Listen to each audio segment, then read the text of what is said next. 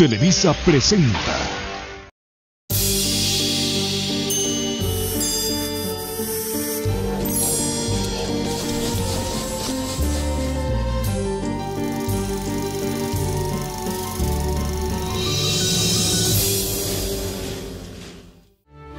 Al final de un largo mandato de más de 30 años, el presidente Porfirio Díaz podía ufanarse de gobernar un país en crecimiento, pacífico, con industria y ferrocarriles, muy distinto al que había recibido en 1876.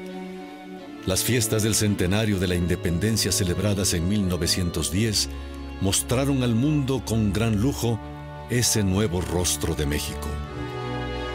Pero la permanencia de Díaz en el poder ya no era entonces una garantía de paz para el país. Miles de mexicanos habían reclamado una verdadera apertura democrática. Sin embargo, Díaz, a sus 80 años de edad, convencido de que el país necesitaba aún de su guía paternalista, había decidido reelegirse una vez más, atropellando la voluntad de los electores. Su error le costó caro. Apenas 2 meses después de las ostentosas fiestas del centenario, estalló contra él la que se convertiría en la primera de las revoluciones sociales del siglo XX.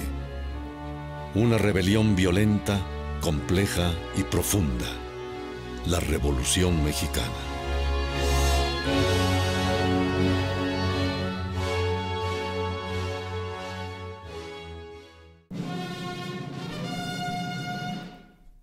En 1910, México festejaba el centenario del inicio de la Guerra de Independencia. Porfirio Díaz cumplía 80 años de edad y más de 30 de ser presidente del país. A lo largo de esos años, el poder político se había concentrado en su persona. El lema paz, orden y progreso resumía los valores esenciales de su gobierno. Díaz forjó su régimen conciliando, y solo cuando no fue posible, reprimiendo con dureza. Incluso con la Iglesia, la antigua enemiga de los liberales, la tensión se transformó en moderada y mutua cortesía. El país disfrutaba efectivamente de paz y vivía un progreso considerable, pero los mayores beneficios llegaban solo a unos cuantos. La proverbial desigualdad de los mexicanos se manifestaba tan atrozmente como en tiempos virreinales. Mi madre fue muy amiga de la esposa del general Porfirio Díaz y hacían unas fiestas muy maravillosas, ¿ves?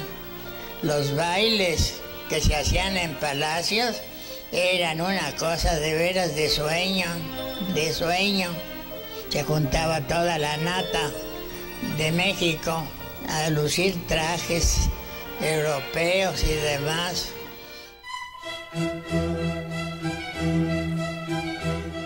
México era todavía un país rural. Solo la quinta parte de los mexicanos vivía en las ciudades. En ellas se concentraba el poder político. Las principales urbes gozaban de los adelantos tecnológicos de la época: la electricidad, el teléfono, el telégrafo y el fonógrafo. En 1909, el propio general Díaz dirigió a Edison, el gran inventor de varios de ellos, un mensaje de gratitud.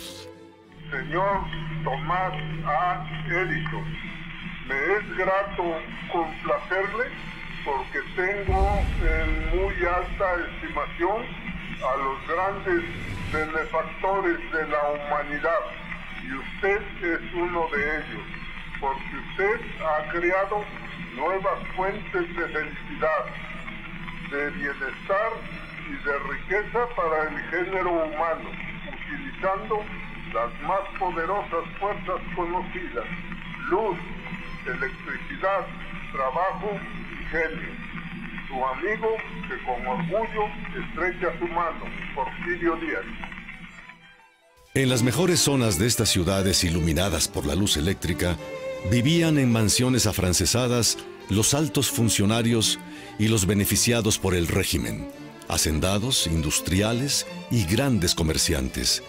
En el otro extremo de la escala social, las ciudades albergaban a cientos de miles de pobres cuyos barrios carecían de iluminación, pavimento, drenaje, agua y otros servicios públicos.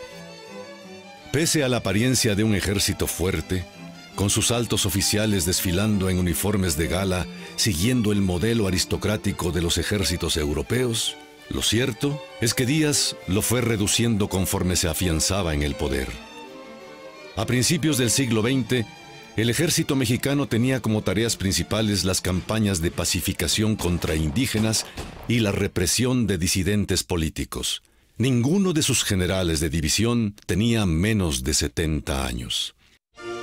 El gobierno de Díaz dio fin a los impuestos internos llamados alcabalas, estableció un sistema fiscal organizado, alentó las inversiones extranjeras y abrió México al mercado internacional.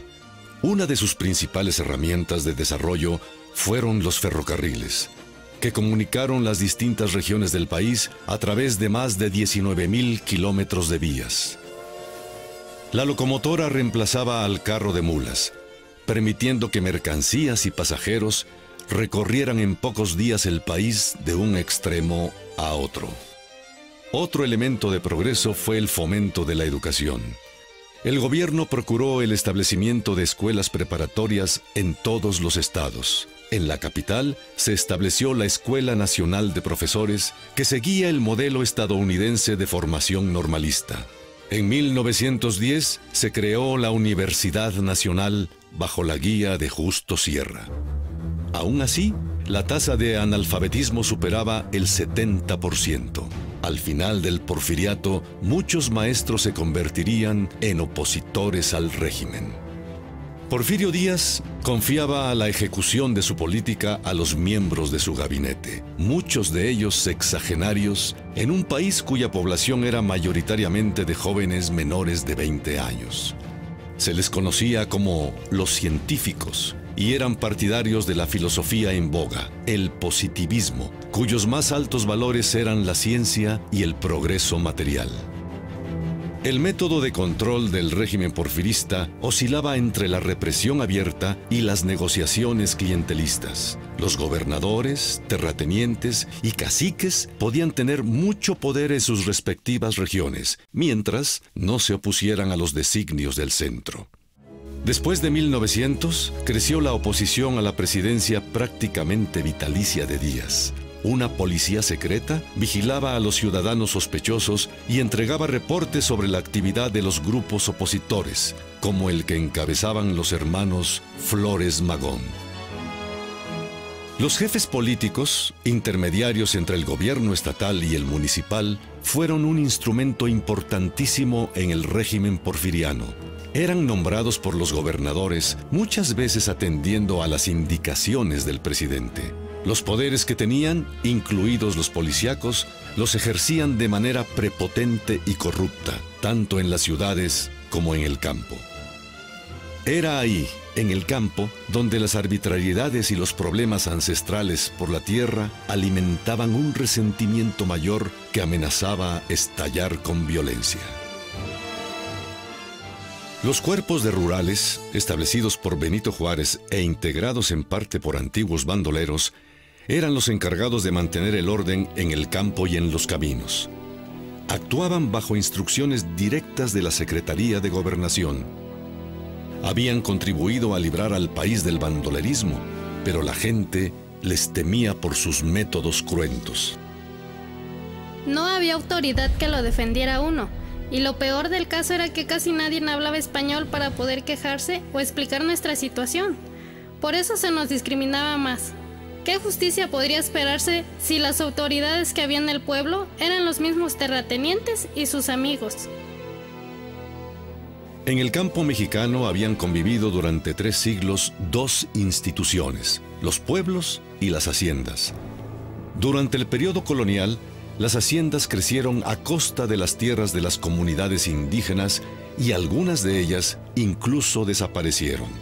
Sus habitantes se veían obligados a trabajar en las haciendas. Frente a este despojo, numerosos poblados indios y mestizos lucharon legal y extralegalmente por conservar no solo sus terrenos, sino su propia existencia. En estados como Tabasco, Chiapas y Yucatán, las condiciones de trabajo de los peones los acercaban a una especie de semiesclavitud. Lo común era que el peón acasillado estuviera condenado a permanecer de por vida en la hacienda debido a las deudas que contraía con el patrón, imposibles de ser pagadas. Los administradores nos pagaban con vales o fichas. No conocíamos el dinero. Muchos no conocían más pueblos que la hacienda donde habían nacido. Las deudas de los padres las seguían pagando los hijos. En el centro del país, gran parte de la producción de maíz era cultivada por aparceros. Cuando las cosechas eran escasas, estos adquirían fuertes deudas con los dueños de la tierra y a la larga terminaban como simples peones. Para 1910 existían en el país cerca de 50.000 ranchos menores a las 1.000 hectáreas, menos extensos que las haciendas. Los rancheros, la mayor parte de ellos norteños, estaban apegados a sus tierras y a sus costumbres. Eran capaces de convertirse en fieros defensores de sus intereses ante cualquier amenaza. Pascual Orozco, arriero y empresario, miembro de una familia influyente en su comunidad de la Sierra Chihuahuense, era un hombre de este tipo. La gente del norte era gente de mucha pelea. Eran hombres dispuestos a todo. Los campesinos norteños están hechos para el trabajo. Y así, esos individuos estaban hechos para la revolución. Son los que formamos la revolución. A lo largo del siglo XIX, el norte había vivido las largas luchas de exterminio contra las tribus nómadas, sostenidas con escasa ayuda del gobierno federal. Fue ahí en donde el porfiriato vio el surgimiento de una vigorosa burguesía asentada en importantes ciudades industriales y comerciales como Monterrey, Chihuahua y Torreón, que seguían los modelos norteamericanos y que en muchas ocasiones toleraban de mala gana las decisiones del centro. En el estado de Chihuahua, los pobladores de los valles que habían luchado contra los apaches tuvieron que soportar el despojo constante de tierras y derechos por parte de grandes terratenientes como los Krill y los Terrazas. Al mismo tiempo, el ferrocarril y el fomento a la explotación minera habían trastocado profundamente las formas de vida de los habitantes de la sierra. El indio estaba situado en lo más bajo de la sociedad mexicana a principios del siglo XX. Aun cuando se enaltecía a las culturas prehispánicas, el indio contemporáneo solo era visto como superviviente degradado. Desde la independencia, la mayoría mestiza y criolla había fomentado un mito. El indio era perezoso e indolente por naturaleza. Era un lastre que frenaba el progreso del país. No hallo en la República entera vestigios o hábitos indígenas. Veo, sí, muchos degenerados todavía. Un empobrecido rebaño de indios. El lamentable fin de una raza que apenas vestida de cuerpo, desnuda de inteligencia y exhausta de sangre, agoniza en silencio, sin dejar nada. En Sonora, los yaquis lucharon durante todo el porfiriato por sus tierras ancestrales. En el invierno de 1901-1902, sostuvieron los más fieros combates contra el gobierno. En Yucatán, grupos de mayas rebeldes, empujados por el resentimiento acumulado durante la violenta guerra de castas del siglo XIX, mantuvieron el control de una amplia zona de la península hasta que fueron sometidos en 1901. En ambos casos, se destacó el duro y eficaz general de brigada Victoriano Huerta, que aunque era huichol por ascendencia materna, se había caracterizado por sus métodos despiadados de represión contra los indios. Desde la última década del siglo XIX, la política agraria porfirista, basada en las leyes de reforma que extinguieron la propiedad comunal, privilegió la propiedad privada de la tierra, propiciando que especuladores mexicanos y extranjeros se adjudicaran de tierras nacionales y de los pueblos. La creciente apertura del comercio y la aplicación de modernas técnicas agrícolas impulsaron también en muchos estados el desarrollo de las haciendas. Solo en Morelos, 30 comunidades cuyos orígenes y tradiciones se remontaban siglos atrás desaparecieron del mapa en una década. La crisis económica internacional de 1907 provocó un grave deterioro en la economía del país, especialmente en los estados del norte. La incertidumbre económica se agravó por la proximidad del año electoral de 1910.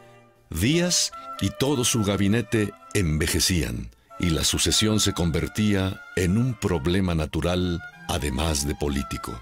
El propio Díaz alimentó las dudas y las expectativas cuando el 27 de febrero de 1908 concedió una entrevista al periodista norteamericano James Krillman. Declaró que el pueblo mexicano estaba listo para empezar una era de libertad política. Llamó a la formación de partidos de oposición y ofreció retirarse al final de ese periodo presidencial en 1910. He esperado pacientemente porque llegue el día en que el pueblo de la República Mexicana esté preparado para escoger y cambiar sus gobernantes en cada elección, sin peligro de revoluciones armadas, sin lesionar el crédito nacional y sin interferir con el progreso del país. Creo que finalmente ese día ha llegado. Aunque años atrás había hablado varias veces de su retiro, diferido siempre por el bien del país, a sus vigorosos 77 años, tal vez se le podía empezar a creer. Antes de 1910, Porfirio Díaz tuvo que enfrentar varias amenazas opositoras. En la mañana del 5 de febrero de 1903, aniversario de la Constitución Liberal de 1857, apareció una manta colgada en el balcón del periódico El Hijo del Aguizote. Decía: "La Constitución ha muerto". Sus autores eran los propietarios del diario, los hermanos Ricardo, Enrique y Jesús Flores Magón. Díaz persiguió y encarceló a los Flores Magón, quienes tuvieron que refugiarse en Estados Unidos. Los hermanos se las ingeniaron para pasar de contrabando a México el periódico Regeneración y crearon el Partido Liberal Mexicano, organización que se radicalizaría a través de los años hasta asumir posiciones anarquistas y que haría varios llamamientos a la revolución. El Partido Liberal Mexicano no negaba el progreso porfiriano, pero denunciaba el inmenso costo que la población más pobre había tenido que pagar por él. Lo que sí tuvo mucha influencia, el manifiesto de los hermanos Flores Magón, que se esparció por todo el país. Eso sí tuvo mucha influencia. El 10 de junio de 1906 estalló una huelga en la mina de cobre de Cananea, en Sonora. Los mineros exigían un salario equivalente al que percibían los trabajadores estadounidenses que laboraban en la empresa. Encabezaban el movimiento varios miembros infiltrados del Partido Liberal Mexicano. Los trabajadores paralizaron las actividades de la mina y se enfrentaron con los capataces norteamericanos. El saldo fue de 13 muertos. Como carecía de tropas, el gobernador de Sonora, Rafael Izabal, permitió que Rangers de Arizona, reforzados por un número considerable de voluntarios norteamericanos, atravesaran la frontera para unirse a la policía y a los rurales mexicanos con el fin de reprimir la huelga. Pero solo se logró controlar la situación con la llegada de tropas federales. Fueron unas huelgas, digamos, fraternales. Lo que le pasara a Río Blanco venía a Santa Rosa, y lo que le pasaba a Santa Rosa, allá estaba Río Blanco. A ver, hermano, yo vengo a meterte el hombro. Lo que le pasaba a Santa Rosa venía a Cocolapa, venía a Cerritos, y ahí estábamos todos juntos, ahí sí cabe decir, codo con codo. El 7 de enero de 1907, una manifestación obrera en la fábrica textil de Río Blanco, Veracruz, terminó violentamente. Los obreros protestaban por el encarcelamiento de sus líderes, por las condiciones laborales y por el cierre de la fábrica impuesto por los patrones. Ante el conflicto, los propios trabajadores solicitaron el arbitraje presidencial. Díaz emitió un laudo que favorecía a los propietarios y ordenó el regreso de los obreros a sus labores. Una minoría se opuso e inició el motín. Asaltaron y quemaron la tienda de raya símbolo del poder de los patrones. El ejército intervino y reprimió a los trabajadores. Entre 50 y 70 obreros murieron en los sucesos. En 1909, Coahuila, Sinaloa, Yucatán y Morelos vivieron una experiencia política insólita. Se realizaron elecciones gubernamentales alentadas por la apertura democrática prometida y los anhelos de cambio. Sin embargo, a pesar de las declaraciones de Díaz a Krillman, no se les reconocieron los triunfos a los grupos opositores. Venustiano Carranza, coahuilense de tradición liberal, que había ocupado puestos importantes en el porfiriato, sufrió en carne propia la manipulación de las elecciones. No pudo derrotar al candidato oficial a pesar de contar con el apoyo de la mayoría de sus paisanos. A pesar de estos malos presagios, en 1909 se mantenía una gran efervescencia política a nivel nacional en vista a las elecciones presidenciales del año siguiente. Los porfiristas no se atrevieron a postular un candidato a la presidencia, pero afloró el nombre del general Bernardo Reyes, el hombre fuerte de Díaz en el norte. A Reyes lo apoyó una parte del nuevo Partido Democrático, integrado por porfiristas rivales de los científicos y reflejo de la fractura que había en el poder.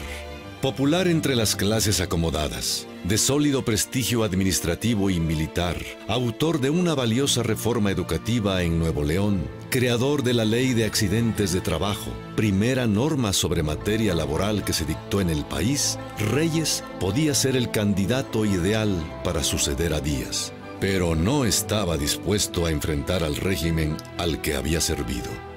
Y don Porfirio canceló sus aspiraciones con una hábil maniobra. Le asignó una misión militar en Europa. En 1910, un pequeño poblado del estado de Morelos, Anenecuilco, persistía en su lucha varias veces centenaria por recuperar sus tierras. Emiliano Zapata, de 28 años de edad, propietario de la parcela que sembraba, experto jinete y reconocido amansador de caballos, fue nombrado su representante y acudió ante el secretario de gobierno a solicitarle permiso para cultivar las tierras que había usurpado la hacienda El Hospital. Las lluvias comenzaron. El tiempo adecuado para sembrar transcurría y la respuesta oficial no llegaba. Además, como represalia, la hacienda arrendó esas tierras a los campesinos de Villa de Ayala, poniendo en peligro el sustento de los pobladores de Anenecuilco. Como presidente del Comité de Defensa, Emiliano Zapata decidió actuar en forma radical. Armó a 80 hombres y tomó las tierras sin disparar un solo tiro. Así, Anenecuilco empezó a sembrar su milpa.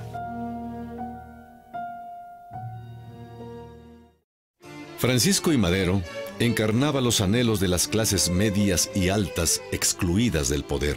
Aunque pertenecía a una prestigiosa familia de Coahuila de filiación liberal, una de las más ricas de México, había entablado una lucha contra el poder central. Estimulado por la entrevista a Díaz Krillman, Madero respondió escribiendo un apasionado libro que fue recibido con gran entusiasmo, La sucesión presidencial en 1910. En el que abogaba por un partido capaz de postular a un sucesor de Díaz y proclamaba la no reelección a todo lo largo y ancho de la jerarquía política, desde los caciques locales al gran caudillo nacional instalado en Palacio. General Díaz, usted pertenece más a la historia que a nuestra época. Pertenece más a la patria que al estrecho círculo de amigos que lo rodea. No puede encontrar un sucesor más digno de usted y que más lo enaltezca que la ley. En 1909, Madero inició una campaña para crear un partido nacional que pudiera ganar la presidencia. De junio de ese año a fines de la primavera de 1910, recorrió el país fundando decenas de clubes antirreeleccionistas que agruparon a miles de correligionarios.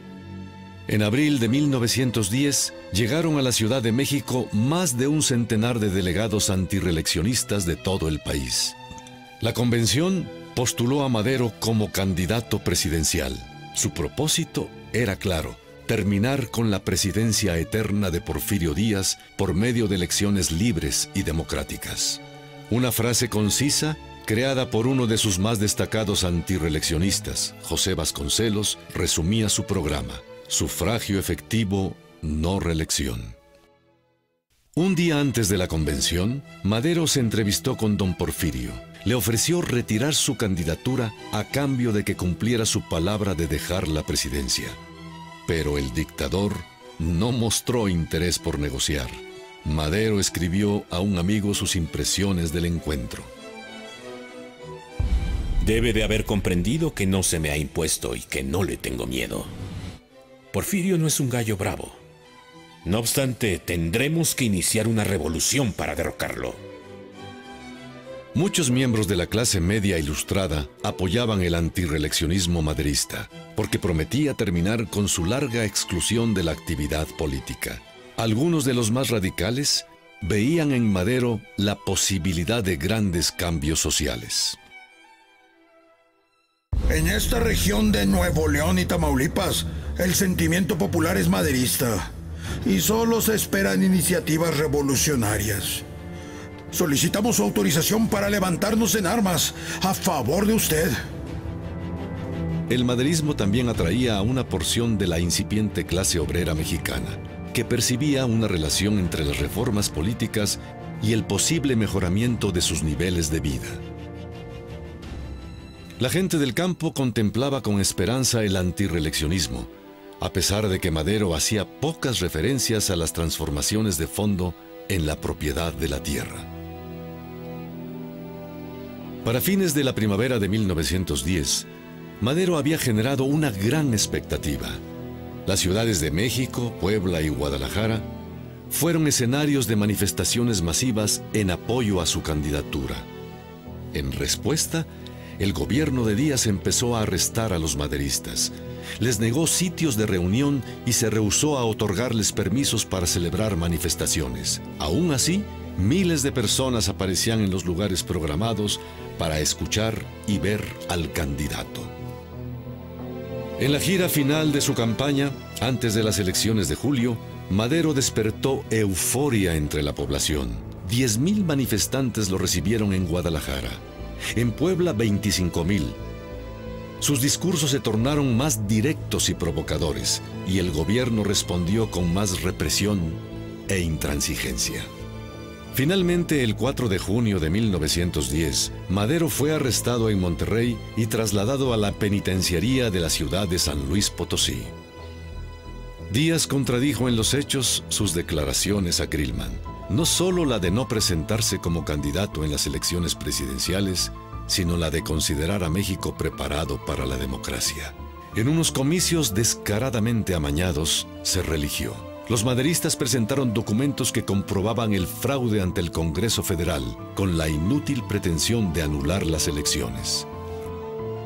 Mientras tanto, Díaz celebraba su cumpleaños número 80 y al mismo tiempo las fiestas del centenario de la independencia, uniendo en el acto la exaltación de los héroes nacionales y la de sí mismo. En su confinamiento en San Luis Potosí, Madero inició la redacción de un plan revolucionario que después se conoció como el Plan de San Luis. Gracias a la intervención de su familia, se le permitió un arresto domiciliario, lo que le permitió escapar hacia el norte. Con la ayuda de simpatizantes ferrocarrileros, cruzó la frontera en un vagón de carga disfrazado de obrero ferroviario. Madero se estableció en San Antonio, Texas, y se concentró en la difusión del Plan de San Luis. En él, manifestaba al pueblo de México el repudio de los antirreeleccionistas a la dictadura, invalidaba las elecciones recientes, se declaraba presidente provisional y llamaba a iniciar una revolución armada. Si en el ánimo del general Díaz hubiesen pesado más los intereses de la patria que los sórdidos intereses de él y sus consejeros, hubiera evitado esta revolución. Pero ya que no lo hizo, tanto mejor. El pueblo recurrirá a esa misma fuerza para sacudirse ese yugo, para arrojar a ese hombre funesto del poder y para reconquistar su libertad. Apegado a la Constitución, el plan ofrecía respetar las leyes y contratos de Díaz. Era un manifiesto político que incluía una cláusula de contenido social en la que prometía la restitución de las tierras despojadas a los campesinos. En un mes, negoció la compra de armamento y preparó un plan para iniciar la guerra contra la dictadura. Su primer paso sería atacar la fronteriza ciudad Porfirio Díaz, hoy Piedras Negras. El plan fijó una fecha precisa para el estallido. La revolución iniciaría a las 6 de la tarde del 20 de noviembre de 1910.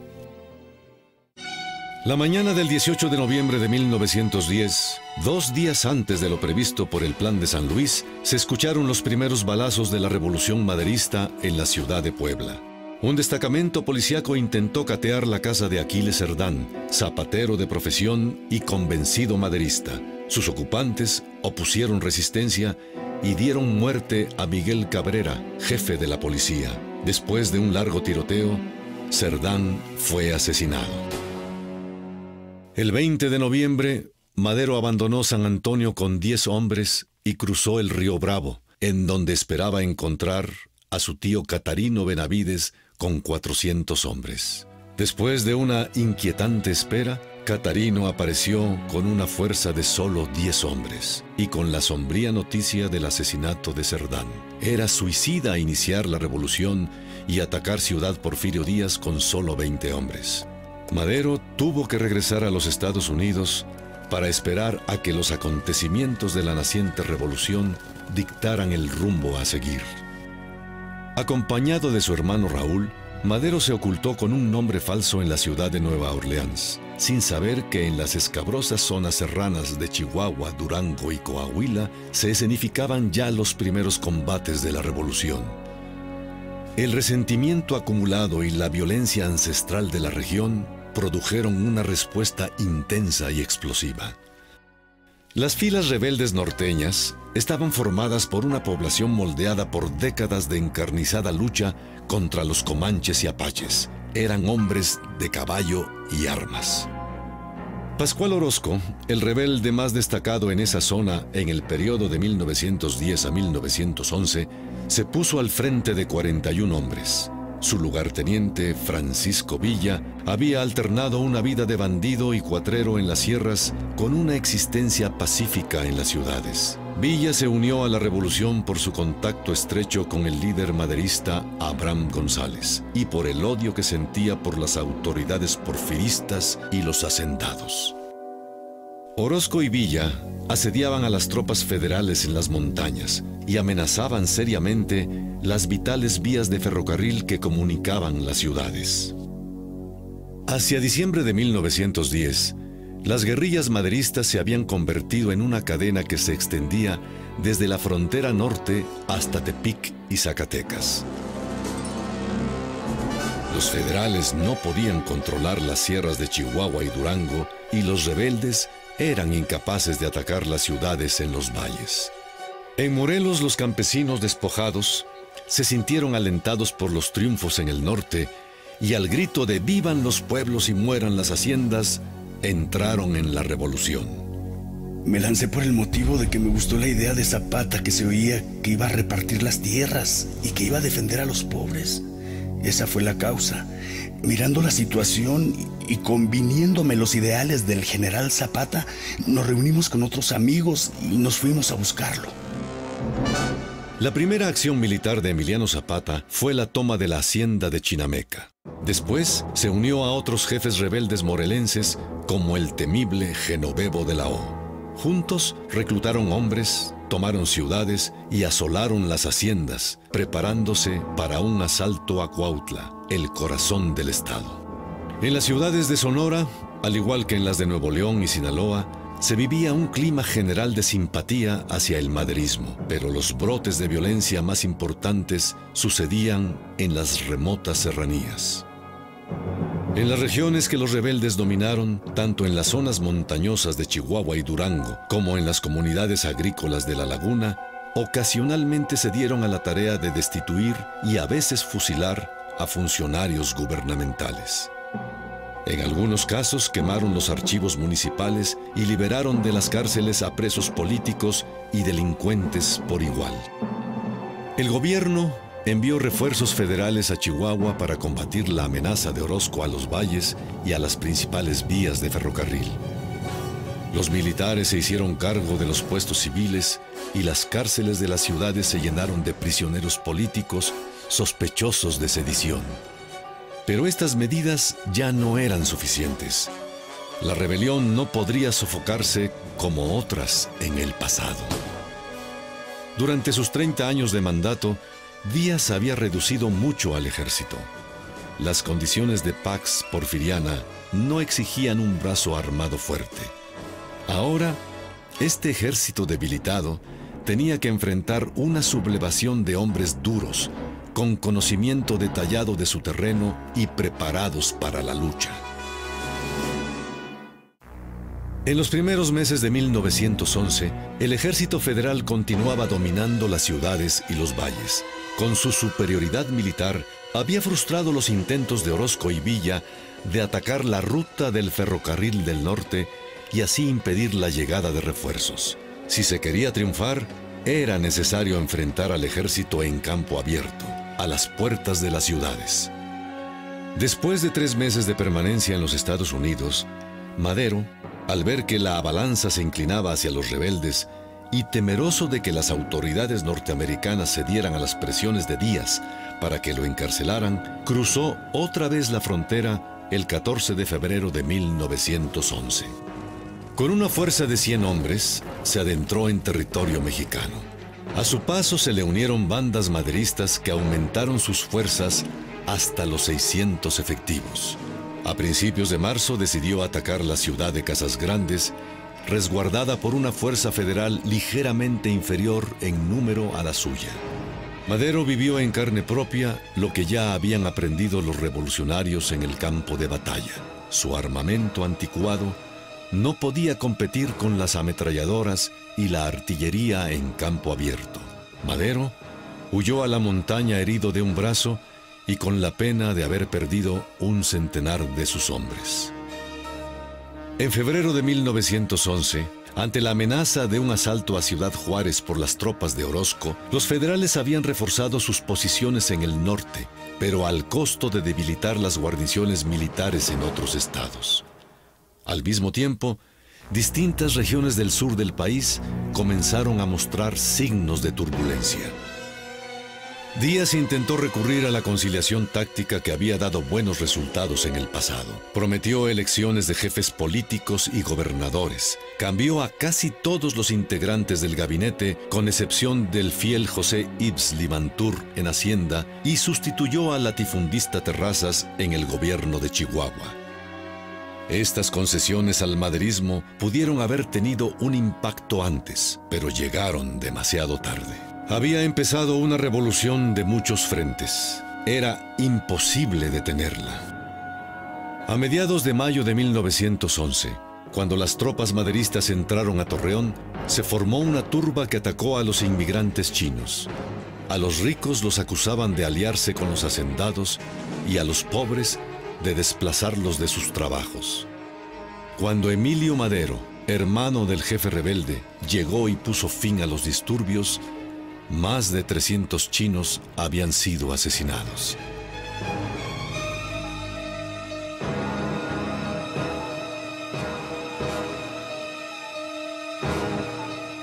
Abrumado por una rebelión nacional que no podía enfrentar, fatigado y enfermo, Díaz envió representantes a El Paso para negociar un armisticio.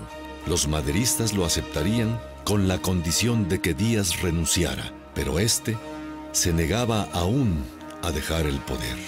Madero anunció el rompimiento de las pláticas. Las tropas revolucionarias comenzaron a preparar un ataque a Ciudad Juárez.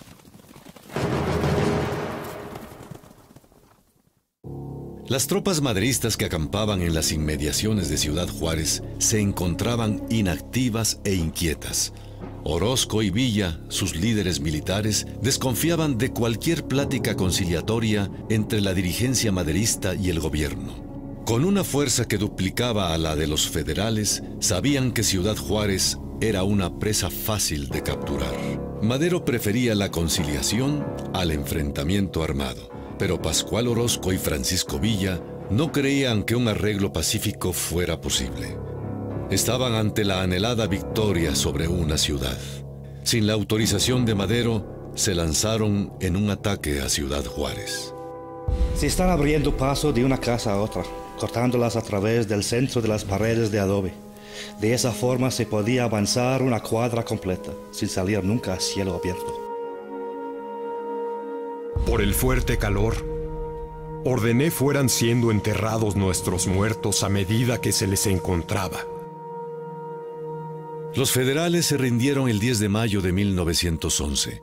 Su jefe, el general Navarro, había ordenado ejecuciones en masa de reos rebeldes durante el levantamiento armado.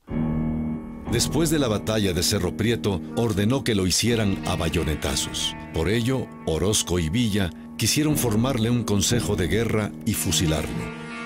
Madero se rehusó y personalmente condujo a Navarro al río Bravo y a su salvación.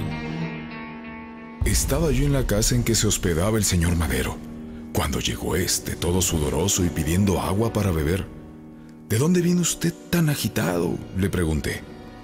Vengo, me dijo, de llevar al general Navarro y a su estado mayor a la orilla del río, pues querían fusilarlos, y como creí que no debe hacerse esto, me los llevé en un automóvil hasta la margen del Bravo, y de allí pasaron al otro lado.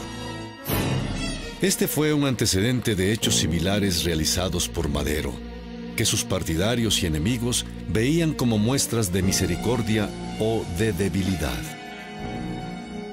Con la toma de Ciudad Juárez, los maderistas aprendieron que las ciudades defendidas por las tropas federales no eran inexpugnables. Además, obtuvieron una sede para el gobierno revolucionario y un paso para introducir armamento estadounidense.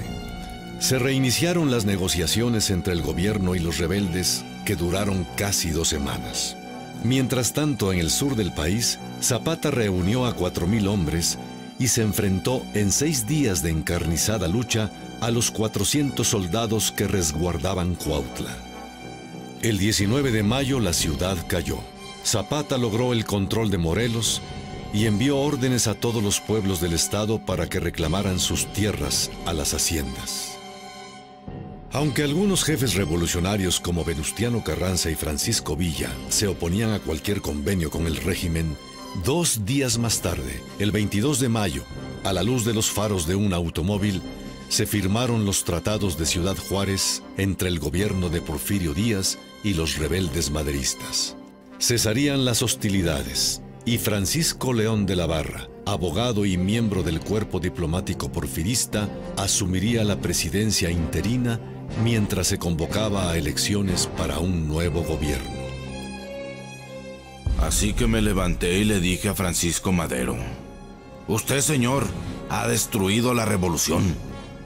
Quiso saber por qué, así que le contesté: «Este montón de perfumados lo han hecho tonto, y esto al final nos costará el pellejo, el suyo incluido». Madero siguió preguntándome: «Bueno, Pancho, pero dígame, ¿qué cree usted que hay que hacer?». Le respondí: «Dejarme colgar a todos los perfumados que hay en este cuarto, y luego dejar que la revolución continúe». Madero replicó: «Es usted un bárbaro, Pancho. Siéntese, siéntese». El 25 de mayo de 1911, Porfirio Díaz embarcó en Veracruz, rumbo a su exilio en París. A la llegada de Madero a la Ciudad de México el 7 de junio, lo esperaba una multitud de 200,000 personas. Ese día hubo un temblor de tierra que alertó a los supersticiosos. Para unos era un buen augurio, para otros una señal fatídica. Fue el triunfo de una revolución ganada por una coalición de grupos muy diferentes y solo aparentemente unida. Una victoria demasiado rápida e incompleta. Había sobrevivido la estructura del régimen, un porfirismo sin Porfirio en el que se encontraban todavía sus mayores enemigos.